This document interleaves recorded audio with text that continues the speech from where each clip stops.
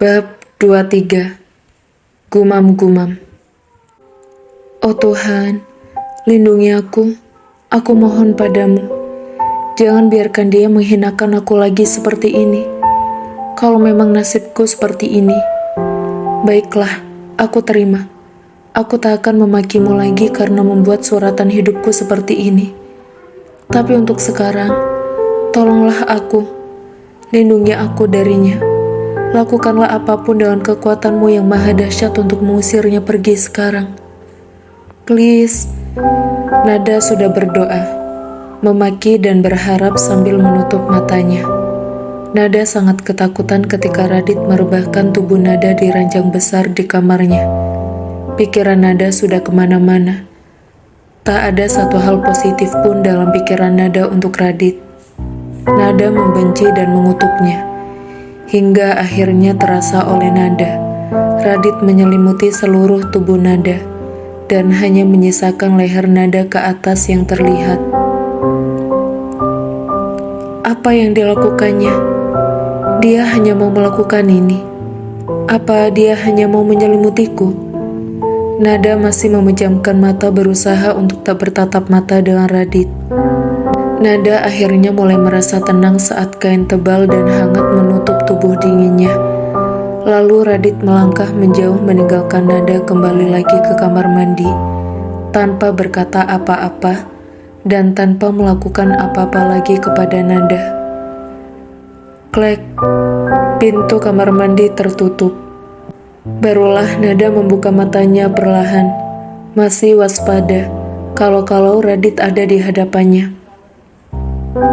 Apa dia sudah waras lagi? Dia sudah baik lagi padaku. Hei, sadar Nada. Berhati-hatilah padanya. Jangan senang dulu Nada. Ingat, lelaki itu harus kau waspadai. Dia gila. Apa maksudnya menidurkanmu di tempat tidurnya tanpa memakai selembar kain pun seperti ini? Dia pasti merencanakan sesuatu kan? Gumam Nada, mencoba menjaga dirinya dan tetap waspada.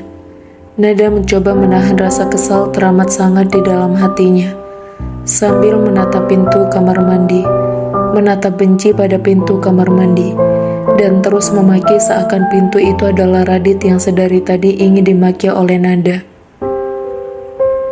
Kenapa aku menjadi tak waras seperti ini? Aku tak pernah seperti ini sebelumnya. Kenapa denganku? Gumam Radit di bawah pancuran shower yang dinyalakan di kamar mandi. Radit bicara dengan air yang terus membasahi tubuhnya. Bukan air hangat. Malam ini, Radit menggunakan air dingin yang menurutnya rasa dingin yang menusuk ke seluruh tubuhnya bisa mewaraskan kembali otaknya. Apa maunya sekarang? Sedang apa di kamar mandi itu? Apa dia akan kembali dan menjamah tubuhku lagi? Bagaimana ini? Aku tak sudi dia melakukan seperti yang tadi lagi. Nada memegang ujung selimut sangat kencang. Wajah Nada menegang karena pikirannya sudah mulai menerka-nerka. Apa yang sedang Radit lakukan di kamar mandi, yang membuat sekujur tubuh Nada bergidik ngeri. Rasa takut dan cemas sudah menguasainya lagi, hingga hatinya terasa sesak. Bagaimana malam ini harus aku lewati? Apa aku harus tidur di ranjang besar itu dengannya? Aku tak mungkin kan mandi sampai pagi. Tapi apa yang harus aku katakan di kamar nanti padanya? Haruskah aku meminta maaf, lalu tidur di sampingnya dan berjanji padanya tak akan menyentuhnya lagi? Atau aku harus berpura-pura tak ada masalah dan langsung tidur saja tanpa bicara dengannya? Radit semakin gusar memikirkan apa yang harus diperbuatnya malam ini. Entah sudah berapa banyak sabun dan sampo digunakan Radit untuk mandi. Rasanya belum cukup bagi Radit memberhentikan aktivitas mandinya. Walaupun rasa menggigil sudah muncul dalam tubuhnya, tangannya juga sudah keriput kedinginan, dan bibirnya sudah berubah warna. Radit masih mengguyur tubuhnya dengan air dingin dan enggan menggantinya dengan air hangat. Aku harus mengantisipasi diriku. Aku harus bisa melindungi diriku. Ayo Nada, Kau pasti bisa. Nada yang ketakutan akan serangan lanjutan dari Radit segera berlari ke arah tas berisi pakaiannya yang tadi telah dibawakan oleh Bisiti. Nada tak peduli harus berlarian di kamar Radit tanpa sehelai benang pun. Lalu Nada memakai pakaiannya secepat mungkin, sambil matanya tetap mengawasi kamar mandi, berjaga jika Radit keluar dari dalam kamar mandi saat dirinya sedang mengganti pakaian. Nada memakai pakaian lengkap sebelum kembali ke tempat tidur, dengan matanya yang masih selalu siaga menatap pintu kamar mandi. Selimut juga kembali ditarik oleh Nada sampai ke lehernya. Aku tidak mungkin bisa tidur satu tempat tidur dengannya. Apalagi tempat tidur itu adalah tempat tidur yang biasa aku tiduri oleh Viola. Ibu, kau gila. Kenapa kau menyuruhnya tidur di kamar ini, hingga membuatku seperti ini? Apa sebegitu kebencianmu dengan Viola hingga menyiksa anakmu sendiri, Bu? Karena rasa bersalah. Jantung Radit berdetak semakin cepat setelah memikirkan tempat tidurnya malam ini. Radit juga memaki Rianti yang menurutnya bertanggung jawab dengan kejadian malam ini. Aku tidak akan membiarkan dia melakukan apa yang tadi dia lakukan di kamar mandi. Kali ini, aku harus berani mengingatkannya. Dia kan sudah berjanji tidak akan menyentuhku. Jadi kalau dia mau macam-macam, aku akan menyuarakan semuanya. Atau baiknya, kami membuat perjanjian tertulis sehingga aku aman di mata hukum. Nada mencoba menguatkan dirinya untuk melawan Radit.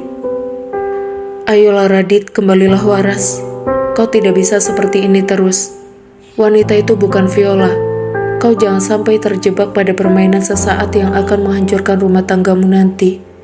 Apa kau bisa ikhlas kehilangan Viola?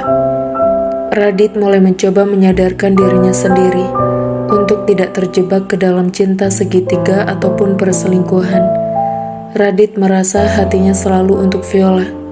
Yang terjadi tadi bukanlah apa-apa untuknya. Oh Tuhan, dia lama sekali. Aku semakin gila menunggunya seperti ini.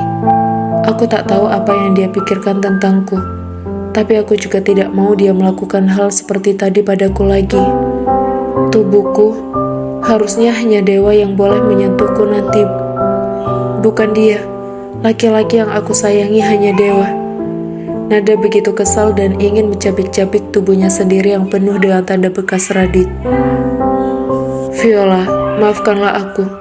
Entah kenapa aku juga tak tahu. Tapi tadi aku benar-benar kelepasan. Radit sangat menyesal dan berkali-kali menyebut nama Viola di dalam kamar mandi di bawah pancuran shower untuk meminta maaf kepada Viola. Air matanya juga mengalir, menunjukkan rasa bersalah teramat dalam kepada Viola. Dan mereka terus seperti itu, bergumam di dalam hati mereka sendiri. Baik Radit maupun Nada memiliki pemikiran masing-masing terhadap satu sama lain. Radit cukup lama di dalam kamar mandi, sehingga tak terasa 2 jam telah berlalu. Sedangkan Nada, yang sudah sangat kelelahan akibat serangan Radit, akhirnya jatuh tertidur di tempat tidur besar yang biasa ditiduri oleh Radit dan Viola. Klek.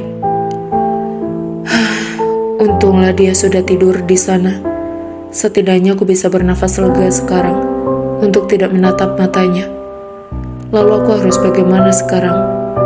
Di mana aku harus tidur?